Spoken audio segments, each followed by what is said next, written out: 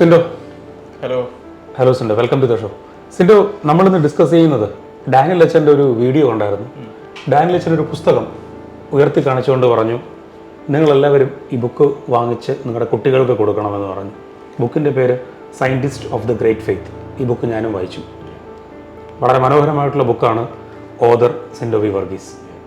സിൻഡോ, ഞാൻ ചോദിക്കുന്നത്, സിൻഡോ ഞാൻ ആദ്യം ഒരു വീഡിയോ ചെയ്തത്, സിൻഡോ നമ്മൾ ഫേസ്ബുക്ക് പേജ്, ഇൻസ്റ്റയിലൊക്കെ ചർച്ച് ആൻഡ് സയൻസ് എന്ന സഭയിൽ നിന്ന് അല്ലെങ്കിൽ ക്രൈസ്തവ വിശ്വാസം ശാസ്ത്രത്തിന് നൽകിയ കോൺട്രിബ്യൂഷൻസ് കാണിച്ചുകൊണ്ടാണ്. ഈ ബുക്കിലേക്ക് എത്താൻ എത്ര ദൂരമെടുത്തു? എന്താണ് ഈ ബുക്ക്? ഇതിൻ്റെ ഒരു ജേർണി സ്റ്റാർട്ട് ചെയ്യുന്നൊരു 2020 സമയത്താണ്. ഒരു കോവിഡൊക്കെ സ്റ്റാർട്ട് ചെയ്ത് കുറച്ച് നാളെ കഴിഞ്ഞപ്പോഴത്തേക്കും നമുക്ക് സോഷ്യൽ മീഡിയയിൽ ഒത്തിരി അധികം കാണാനിടയായി. അതായത് സയൻസും ഫെയ്ത്തും ഒരിക്കലും ഒരുമിച്ച് പോവില്ല എന്നുള്ളൊരു ടോണിൽ ഒത്തിരി സംസാരവും ഡിസ്കഷൻസ് ഒക്കെ നടന്നു പോയിരുന്നു. ആ ഒരു സമയത്ത് ഞാനും ഇത് കാണാനിടയായി. അപ്പോൾ എനിക്ക് തോന്നിയത്, ഞാനായിരിക്കുന്ന സഭ ഒരിക്കലും ആ ഒരു ശാസ്ത്രത്തിൻ്റെ വിഷയത്തിൽ മാത്രം തെറ്റുപറ്റുന്ന ഒരു വരാനൊരു സാധ്യതയില്ല. അപ്പം ബാക്കി എല്ലാ മേഖലകളും ഒത്തിരി കോൺട്രിബ്യൂട്ട് ചെയ്യുന്നു. ഹെൽത്ത് കെയർ ആയാലും എഡ്യൂക്കേഷനിലായാലും എല്ലായിടത്തും. എഡ്യൂക്കേഷനിൽ തന്നെ നമുക്കറിയാം, സഭ എല്ലാ കോളേജുകളിലും ശാസ്ത്ര ശാഖകളൊക്കെ പഠിപ്പിക്കുന്നതാണ്. അപ്പം നമുക്ക് അങ്ങനെ ഒരു തെറ്റ് പറ്റാൻ ഒരു സാധ്യതയില്ല എന്നുള്ളൊരു ഇതിൽ ഞാൻ കുറേ കൂടെ എൻ്റെ ഭാഗത്തുനിന്ന് കുറച്ചുകൂടെ പഠിക്കാനും റിസർച്ച് ചെയ്യാനൊക്കെ തുടങ്ങി. ആ സമയത്ത് ഞാൻ കണ്ടെന്ന് വെച്ച് കഴിഞ്ഞാൽ, പല ശാസ്ത്ര ശാഖകളുടെയും പിതാക്കന്മാരെന്ന് അറിയപ്പെടുന്നത് കത്തോലിക്ക സഭയിലെ പുരോഹിതന്മാരാണ്. പക്ഷെ അവർക്കൊരു പുരോഹിതന്മാരാണെന്ന് പൊതുസമൂഹത്തിൽ ആർക്കും അറിയത്തില്ല. പക്ഷെ ഇവർ അവരുടെ ശാസ്ത്ര നാമങ്ങളും അവരുടെ പേരിലുള്ള തീരങ്ങളൊക്കെ ഒത്തിരി അധികം നമ്മൾ കേട്ടിട്ടുണ്ട് താനും. അപ്പം ഒരു ചിന്തയിൽ നിന്നാണ്, ആ ഒരു അറിവിൽ നിന്നാണ് എനിക്ക് തോന്നി, ഞാൻ പിന്നീട് ആ ഒരു സമയത്ത് തന്നെ ഒരു ബുക്ക് വായിക്കാനിടയായി. തോമസ് വുഡ്സിന്റെ how the Catholic church built western civilisation. അത് ശാസ്ത്രത്തെക്കുറിച്ച് മാത്രമല്ല, ഒത്തിരി അധികം മേഖലകൾ, ആർക്കിടെക്ചർ ആയാലും ലോ ആൻഡ് ഓർഡർ ആയാലും അങ്ങനത്തെ ഒത്തിരി മേഖലയെക്കുറിച്ച് പറയുന്ന ഒരു ബുക്കാണ്. അപ്പോൾ അതിനകത്ത് ഈ ശാസ്ത്രത്തെക്കുറിച്ച് പറയുന്നുണ്ട്. അപ്പോൾ അതിനകത്ത് ഒത്തിരി ഇൻസൈറ്റുകൾ എനിക്ക് കിട്ടി. അപ്പം ഈ പൊതു മേഖലയല്ല, അല്ലെങ്കിൽ നമ്മൾ ഈ കാണുന്ന നമ്മുടെ ചുറ്റുപാടും പലരും പറഞ്ഞു പരത്തുന്ന ഇത് സഭ ശാസ്ത്രത്തിനെതിരാണ്, അല്ലെങ്കിൽ ഇത് ശാസ്ത്രവും സഭയും അല്ലെങ്കിൽ വിശ്വാസവും ഒരുമിച്ച് പോവില്ല എന്ന് പറയുന്നത് ഒരു മിത്തായിട്ട് എനിക്ക് അത് എൻ്റെ റിസർച്ചിലൂടെ മറ്റുള്ളവരുടെ ബുക്ക് വായിക്കുമ്പോൾ എനിക്ക് മനസ്സിലായി. അപ്പം എങ്ങനെയെങ്കിലും ഈ ഒരു അറിവ്, അല്ലെ നമ്മുടെ സഭയെക്കുറിച്ചുള്ള ഒരു നല്ലൊരു അറിവ് മറ്റുള്ളവരിലേക്ക് എത്തിക്കണം എന്ന് ആഗ്രഹിച്ചുകൊണ്ടാണ് ഞാൻ ഈ ഒരു സോഷ്യൽ മീഡിയയിൽ തന്നെ ചർച്ച് ആൻഡ് സയൻസ് എന്ന് പറഞ്ഞൊരു ഒരു ക്യാമ്പയിൻ പോലെ ഒരു അക്കൗണ്ടുകൾ സ്റ്റാർട്ട് ചെയ്തു. അതിന് നല്ലൊരു വ്യൂവർഷിപ്പും ഇച്ചിരി വൈറലായി എന്ന് തന്നെ പറയാൻ പറ്റും. അപ്പോൾ അതിങ്ങനെ കുറച്ച് നാൾ പോയി. പിന്നീടാണ് എനിക്ക് ഇത് ഒരു ബുക്കായിട്ട് അല്ലെങ്കിൽ ഒരു മെറ്റീരിയലായിട്ട് നമ്മൾക്ക് ആർക്കെങ്കിലും കൊടുക്കാനോ, അല്ലെങ്കിൽ നമ്മൾ വിചാരിക്കുന്ന ഒരു വ്യക്തിക്ക് ഒരു ഗിഫ്റ്റ് പോലെയോ, അല്ലെങ്കിൽ അവർക്കൊരു സ്റ്റാർട്ടിങ് പോയിന്റ് ആയിട്ട് ഇത് കൊടുക്കണം ആഗ്രഹിച്ചപ്പോഴാണ് ഇതൊരു മെറ്റീരിയലായിട്ട്, ഒരു ഫിസിക്കൽ ബുക്കായിട്ട് തന്നെ ഇതിനെ രൂപപ്പെടുത്താൻ എൻ്റെ ഒരു ചിന്തയിലേക്ക് വന്നത്. അങ്ങനെ ഫൈനലി ഇതൊരു ബുക്കിലേക്ക് എത്തിയിരുന്നു. ഈ ബുക്ക്, ഒരു ചോദ്യം ചോദിക്കട്ടെ, ഈ ബുക്ക് വളരെ മനോഹരമായ ഒരു ബുക്കാണ്. പ്രത്യേകിച്ച് ഇതിൻ്റെ ക്വാളിറ്റി, പിന്നെ ക്വാളിറ്റിയെക്കാട്ടി ഉപരി ഇതിൻ്റെ കോണ്ടന്റ്. ഓക്കെ, പക്ഷേ ഇതിനകത്ത് ഞാൻ ശ്രദ്ധിക്കുന്ന ഒരു കാര്യമുണ്ട്. ഈ പുസ്തകത്തിനകത്ത് മുഴുവൻ എഴുതിയിരിക്കുന്നത് കത്തോലിക്ക സഭയിലെ വൈദികന്മാരോ കന്യാസ്ത്രീമാരോ ആണ്. എന്തുകൊണ്ടാണ് ഇപ്പം ഐസക് ന്യൂട്ടൺ ഒരു തിയോളജിയനാണ്, അദ്ദേഹത്തിൻ്റെ പേരിൽ അങ്ങനെ അനേകം കത്തോലിക്കരല്ലാത്ത ക്രൈസ്തവ വിശ്വാസം ഏറ്റുപറഞ്ഞ അനേകം ആൾക്കാരുണ്ട്. അവരൊന്നും ഈ ബുക്കിൽ ഉൾപ്പെടുത്തിയിട്ടില്ല. എന്തുകൊണ്ടാണ് അങ്ങനെ ഒരു തീരുമാനത്തിലേക്ക് സെന്റ് പോയത്? എൻ്റെ ഒരു മെയിൻ ഫോക്കസ് എന്ന് പറയുന്നത്, നമ്മളുടെ സഭയുടെ, തീർച്ചയായും ചേട്ടൻ പറഞ്ഞതുപോലെ നമുക്ക് എണ്ണാൻ പറ്റാത്ത അത്രമാത്രം കോൺട്രിബ്യൂട്ട് ചെയ്ത, വിശ്വാസത്തിൻ്റെ സാക്ഷ്യം വഹിക്കുന്നവർ തന്നെ ഒത്തിരി അധികം ശാസ്ത്രത്തിൽ കോൺട്രിബ്യൂട്ട് ചെയ്തിട്ടുണ്ട്. പക്ഷേ എൻ്റെ ഈ ഒരു സഭയുടെ സ്നേഹത്തെ പ്രതി നമ്മളിത് ചെയ്യുമ്പോൾ എനിക്ക് എൻ്റെ സഭ ചെയ്ത ഒരു വലിയ കോൺട്രിബ്യൂഷൻ മറ്റുള്ളവരിലേക്ക് എത്തിക്കണമെന്ന് ആഗ്രഹമുണ്ട്. അപ്പം ഞാനിപ്പം ക്രൈസ്തവ വിശ്വാസം ഉള്ള ഒരു വ്യക്തി ഇത് ചെയ്തു എന്ന് പറയുമ്പോൾ നമുക്ക് അതിനൊരു കൗണ്ടർ ചെയ്ത് ആർഗ്യുമെന്റ് ചെയ്ത് പറയാൻ പറ്റും. അയാളൊരു ക്രൈസ്തവ കുടുംബത്തിൽ ജനിച്ച ഒരു വ്യക്തിയായിരുന്നു, പക്ഷെ ശാസ്ത്രത്തിൽ അയാൾ കോൺട്രിബ്യൂട്ട് ചെയ്യുമ്പം ആ വ്യക്തിക്ക് വിശ്വാസം ഇല്ലായിരുന്നു എന്ന് പറഞ്ഞു കഴിഞ്ഞാൽ അതിനെ ഖണ്ഡിക്കാൻ എനിക്ക് ചിലപ്പോൾ പറ്റിയെന്ന് വരില്ല. പക്ഷേ ഇപ്പോൾ ഒരു കത്തോലിക്ക സഭയിൽ ഒരു പുരോഹിതനോ അല്ലെങ്കിൽ ഒരു കന്യാസ്ത്രീ ആയ ഒരു വ്യക്തി, അയാൾ മുതിർന്നപ്പോൾ അയാൾ എടുത്തൊരു തീരുമാനത്തിന് ശേഷമാണ്, അല്ലെങ്കിൽ ആ ജേണിയിലാണ് ഈ ഒരു ശാസ്ത്ര കണ്ടുപിടുത്തം നോക്കുമ്പോൾ എനിക്ക് ഉറപ്പിച്ച് പറയാൻ പറ്റും ആ ഒരു വ്യക്തി വിശ്വാസത്തിൽ ഊന്നി നിന്നുകൊണ്ടാണ് ഈ ഒരു ശാസ്ത്ര മേഖലയിൽ എൻ്റെ കോൺട്രിബ്യൂഷൻ നടത്തിയത്. അപ്പോൾ എനിക്കൊരു നമ്മളൊരു ആർഗ്യുമെന്റ് പറയുമ്പോൾ അതിന് കുറച്ചുകൂടെ വാലിഡ് കൊണ്ടുവരാൻ പറ്റും. അതുകൊണ്ടാണ് ഓർഡൈൻഡ് ആയിട്ട് അല്ലെങ്കിൽ റിലീജിയസ് പൊസിഷൻ എടുത്തിരിക്കുന്ന ഒരു വ്യക്തിയെ ഞാൻ ഈ ബുക്കിൽ അവരെ മാത്രം തൽക്കാലം കൊണ്ടുവന്നിരിക്കുന്നത്. ഇതിനകത്ത് ഒരു സംഭവം എന്ന് പറഞ്ഞാൽ സിൻഡോ, അപ്പോൾ എനിക്ക് തോന്നുന്നു അപ്പോൾ ഇതിന്റെ ഒരു പാർട്ട് 2 വരുമ്പോൾ എനിക്ക് തോന്നുന്നു ഇനി അതിൽ കൂടുതൽ തീർച്ചയായിട്ടും നമ്മുടെ പ്രൊട്ടസ്റ്റന്റ് വിശ്വാസത്തിലുള്ള സയന്റിഫിക് റെവല്യൂഷൻ ഒരു തീർച്ചയായിട്ടും അതൊരു ക്രിസ്ത്യൻ സിവിലൈസേഷനിൽ വന്നൊരു കാര്യമാണ്. അതിനകത്ത് കത്തോലിക്കാർ മാത്രമല്ല, അതിന് കത്തോലിക്കാരുടെ കോൺട്രിബ്യൂഷൻ വളരെ ഹ്യൂജ് ആണ്. അതിനൊപ്പം തന്നെ മറ്റു മേഖലയിൽ മറ്റ് സഭാ സമൂഹങ്ങളിലൊക്കെ ഉള്ളവരുടെ വലിയ കോൺട്രിബ്യൂഷൻസ് ഉണ്ട്. പ്രൊട്ടസ്റ്റന്റ് മേഖലയിലും അല്ലാത്തവരൊക്കെ ഉണ്ട്. അപ്പോൾ അവരെ കൊണ്ടുവരാൻ ഇനി അടുത്തൊരു പാർട്ട് 2-ൽ ശ്രമിക്കുന്നുണ്ട്. ഞാൻ ഒരു ചോദ്യം, അതായത് ഈ ബുക്ക് ഞാൻ വായിക്കുമ്പോൾ ഇതിൻ്റെ ഫോർവേഡ് നോട്ട് എഴുതിയിരിക്കുന്നത് വളരെ മനോഹരമായിട്ടാണ്. അതിനകത്ത് നോമ എന്ന ഒരു പ്രിൻസിപ്പിൾ, അതായത് non overlapping magisteria, introduced by evolutionary biologist Stephen J. ഈ സ്റ്റീഫൻ ജെ പറഞ്ഞ നോമ, അതായത് വിശ്വാസവും ശാസ്ത്രവും ഒരുമിച്ച് പോകും. പിന്നെ അങ്ങോട്ട് കാണുന്നത് അനേകം history of science historians, physicist, ഇപ്പോൾ ജോൺ പോൾക്കിംഗ്ഹോൺ, അല്ലെങ്കിൽ താഴോട്ട് വരുമ്പം അലിസ്റ്റർ മെഗ്രാത്ത്, ഇങ്ങനെ പ്രശസ്തരായിട്ടുള്ള ആൾക്കാരെല്ലാം വിശ്വാസവും ശാസ്ത്രവും ഒരുപോലെ പോകണമെന്ന് പറയുന്നുണ്ട്. കാരണം രണ്ടും ഈക്വലി നീഡഡ് ആണ് ഈ ലോകത്ത്. ഒരുപക്ഷെ നമ്മൾ കാണുന്ന നാച്ചുറൽ ലോ, ദൈവത്തിന് നാച്ചുറൽ ലോ പഠിക്കുക എന്നുള്ളതായിരിക്കാം ശാസ്ത്രം. ഇത് എൻഡ് ചെയ്യുന്ന നോട്ടിൽ ഇങ്ങനെ പറയുന്നുണ്ട്, ജോൺ പോൾ സെക്കൻഡ് പറഞ്ഞൊരു പ്രധാനപ്പെട്ട കാര്യം, അതായത് science can purify religion from error and superstition. അന്ധവിശ്വാസത്തിൽ നിന്ന് മനുഷ്യനെ രക്ഷിക്കാൻ ശാസ്ത്രത്തിന് കഴിയും. മറ്റൊരു കാര്യം പറയുന്നത്, religion can be purify science from idolatry and false absolutes. തെറ്റായ എന്താ പറഞ്ഞ സിദ്ധാന്തങ്ങളിൽ നിന്ന് മനുഷ്യനെ മാറ്റാൻ വിശ്വാസത്തിനും പറ്റുമെന്ന് പറഞ്ഞ് ഈ ഫോർവേഡ് വളരെ മനോഹരമായിട്ട് എഴുതിയിട്ടുണ്ട്. ഞാൻ ചോദിക്കുന്ന ചോദ്യം ഇതാണ്, ഈ ശാസ്ത്രജ്ഞന്മാരൊക്കെ, പ്രത്യേകിച്ച് ഞാനിപ്പോൾ ഇത് നോക്കുമ്പോൾ ഫാദർമാരുടെ ഫാദറാണ്, അതായത് ഫാദർ ഓഫ് കത്തോലിക്ക സഭയിലെ ഒരു ഫാദർ നമ്മൾ വിളിക്കുമ്പോൾ തന്നെ father of oceanography, father of stratigraphy, father of big bang, എന്തിന് ബുള്ളറ്റ് പ്രൂഫ് മുതൽ ബുള്ളറ്റിന്റെ കമ്പസ്റ്റർ എഞ്ചിൻ വരെ കണ്ടുപിടിച്ചിരിക്കുന്നതെല്ലാം ഈ വൈദികരാണ്. എൻ്റെ ഒരു സുഹൃത്ത് എൻ്റെ അടുത്ത് പറഞ്ഞു, ചോദ്യത്തിൻ്റെ ബാക്കിയാണ്, സുഹൃത്ത് പറഞ്ഞു, നിങ്ങൾ പലപ്പോഴും ശാസ്ത്രം വെച്ച് കണ്ടുപിടിക്കാൻ പറ്റാതാവുമ്പോൾ നിങ്ങൾ അവിടെ കൊണ്ട് ദൈവത്തെ സ്ഥാപിക്കും, ഗോഡ് ഓഫ് ഗ്യാപ്സ്. ഈ പുസ്തകം എഴുതുന്ന സമയത്ത് സിൻഡോയ്ക്ക് എപ്പോഴെങ്കിലും തോന്നിയിട്ടുണ്ടോ ഈ ശാസ്ത്രജ്ഞന്മാർ ഗോഡ് ഓഫ് ദ ഗ്യാപ്സ് കളിക്കുന്നുണ്ടെന്ന്? അതിൻ്റെ ഒരു ഉത്തരമായിട്ട് പറയുകയാണെങ്കിൽ, അതായത് ഈ ഇതിനകത്ത് പ്രതിപാദിച്ചിരിക്കുന്നതും അല്ലാതെ പുറത്തുള്ള എല്ലാ ശാസ്ത്രജ്ഞന്മാരും അല്ലെങ്കിൽ വിശ്വാസത്തിൽ ഊന്നിയിരിക്കുന്ന ആൾക്കാർ, അവർ ഓരോ ശാസ്ത്ര തിയറങ്ങളോ അല്ലെങ്കിൽ പുതിയ ഡിസ്കവറിയോ ഒക്കെ നടത്തുമ്പോൾ അത് ദൈവം സൃഷ്ടിച്ച അതിൻ്റെ അദ്ദേഹത്തിൻ്റെ സൃഷ്ടിയെ കൂടുതൽ മനസ്സിലാക്കാനും അത് ദൈവത്തിലേക്ക് പോയിന്റ് ചെയ്യുന്നു എന്നുള്ള ഒരു അർത്ഥത്തിലാണ് അവരതിനെ കൂടുതൽ ഗോഡ് ഓഫ് ദ ഗ്യാപ്സ് അല്ല അവിടെ, അതായത് ദൈവത്തിലേക്ക് പോയിന്റ് ചെയ്യുന്നു എന്നുള്ള ഒരു അർത്ഥത്തിലാണ് അവരത് കൊണ്ടുവരുന്നത്. ഓക്കെ, മനസ്സിലായി. അതായത് ഇപ്പൊ സിൻഡോ പറഞ്ഞു വരുന്നത് പറഞ്ഞു കഴിഞ്ഞാൽ മനസ്സിലായി, ഈ കണ്ടുപിടുത്തങ്ങൾക്ക് അപ്പുറം ദൈവമുണ്ട്. പക്ഷെ ഈ കണ്ടുപിടുത്തങ്ങൾക്ക് കാരണം നേച്ചറിൽ ഒരു ഓർഡർ ഉണ്ട്, ഒരു ഡിസൈൻ ഉണ്ട്. അതായത് ഒരു എന്താണ്, നമുക്ക് ഒരു ഓർഡർ അല്ലെങ്കിൽ ഒരു ലോ ഫോളോ ചെയ്യാത്തടത്ത് അല്ലെങ്കിൽ ഒരു റാൻഡം ആയ ഒരു സ്ഥലത്ത് നമുക്ക് സയൻസ് പോസിബിൾ അല്ല. സയൻസ് പോസിബിൾ ആവുന്നത് എപ്പോഴും ഒരു ഇന്റലിജന്റ് ക്രിയേഷനിൽ മാത്രമേ അത് എക്കാലവും ടെസ്റ്റ് ചെയ്ത് കഴിഞ്ഞാൽ ഒരേപോലെ വർക്ക് ചെയ്യുന്ന രീതിയിലുള്ള സ്ഥലത്ത് മാത്രമേ ഇല്ല.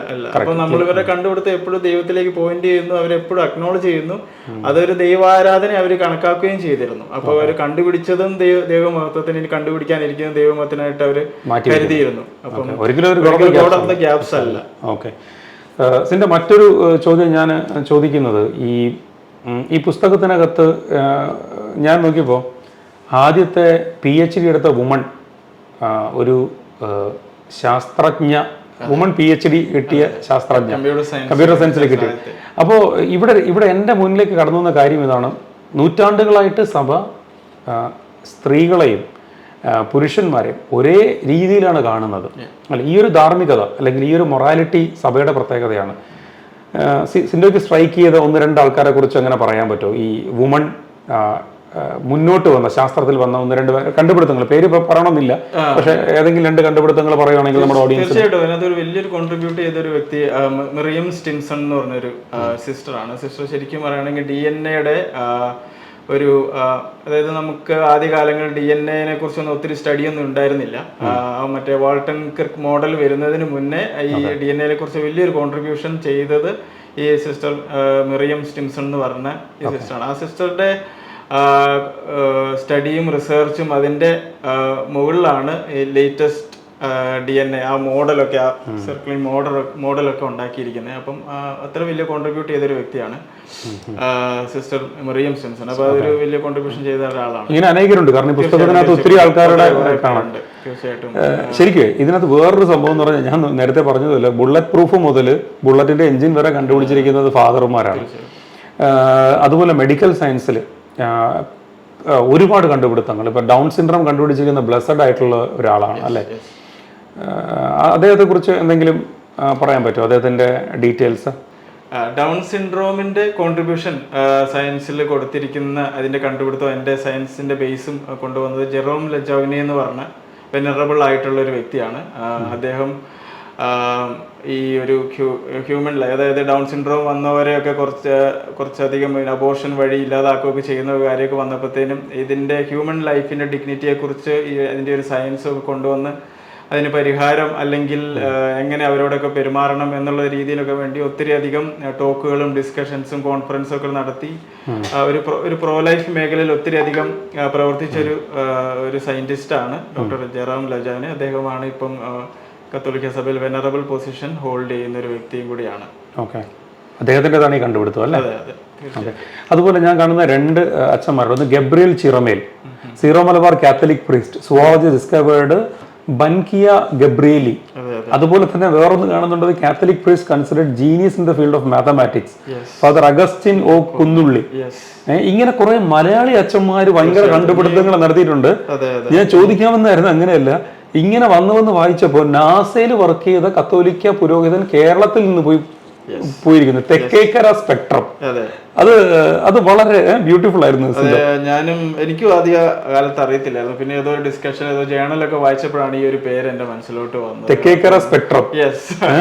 എന്താണ് അദ്ദേഹത്തിന്റെ ശരിക്കും നാസയില്, എനിക്ക് തോന്നുന്നത് നാസയില് നമ്മൾ ഒരു റോക്കറ്റ് വിക്ഷേപിക്കുമ്പോൾ അപ്പം ഹീറ്റ് ബാലൻസ് ചെയ്യാൻ ഉപയോഗിക്കുന്ന ഒരു തിയറട്ടിക്കൽ ബേസ് ഉണ്ട്. അപ്പം ഇതിന്റെ ബോഡിയും പുറത്തുള്ള ഹീറ്റും കൂടെ ബാലൻസ്. അപ്പം 1972 to 2000 ഏതാണ്ട് 25 ഇയേഴ്സോളം ഈ ഒരു അച്ഛന്റെ തിയറി ബേസ് ചെയ്തിട്ടാണ് നാസയില് ഈ ഹീറ്റിന്റെ കൃത്യമായിട്ട് കറക്റ്റ് അറിയില്ല, അതിന്റെ ഒരു മോഡലിംഗ് അവർ ചെയ്തുകൊണ്ടിരുന്നത്. അപ്പോൾ ഈ അച്ഛൻ അവിടെ നാസയുടെ വെബ്സൈറ്റ് വായിച്ചാൽ നമുക്കറിയാം, അച്ഛൻ അവിടെ എന്തോ ഹയസ്റ്റ് കോൺട്രിബ്യൂട്ടിംഗ് ഗോൾഡ് മെഡലിസ്റ്റ് എന്നൊക്കെ പറയുന്ന ഒരു കോൺട്രിബ്യൂട്ട് ചെയ്തിരിക്കുന്ന ഒരു പ്രീസ്റ്റാണ്. ഒത്തിരി ജോർജ് ടൗൺ യൂണിവേഴ്സിറ്റിയിലെ മാത്തമാറ്റിക്സിന്റെ ഫിസിക്സിന്റെ ഒക്കെ ഡിപ്പാർട്ട്മെന്റ് ഹെഡായിരുന്നു.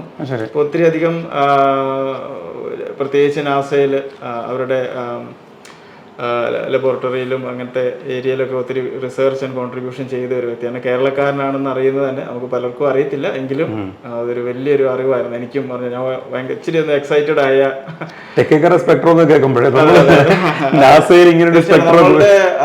എനിക്ക് തോന്നുന്നു കേരളത്തിൽ അങ്ങനെ ഒത്തിരി സ്ഥലത്ത് പുള്ളിയെ കുറിച്ചുള്ള ഒരു വിവരങ്ങളൊക്കെ കുറവാണ്. ശരിക്കും ഞാൻ ജോർജ് ടൗൺ യൂണിവേഴ്സിറ്റിയിൽ തന്നെ ഇമെയിൽ അയച്ച് അവരെടുത്തുനിന്ന് ഡാറ്റ കളക്ട് ചെയ്തിട്ടാണ് അദ്ദേഹത്തിന്റെ ഒരു ഇമേജ് വിക്കിപീഡിയ തന്നെ ഒന്ന് അപ്ലോഡ് ചെയ്തിട്ട്. അപ്പം നമ്മളുടെ ഇടയിൽ നിന്ന് ഒരു വലിയ കോൺട്രിബ്യൂട്ട് ചെയ്ത ഒരു പ്രീസ്റ്റ് ആണ്.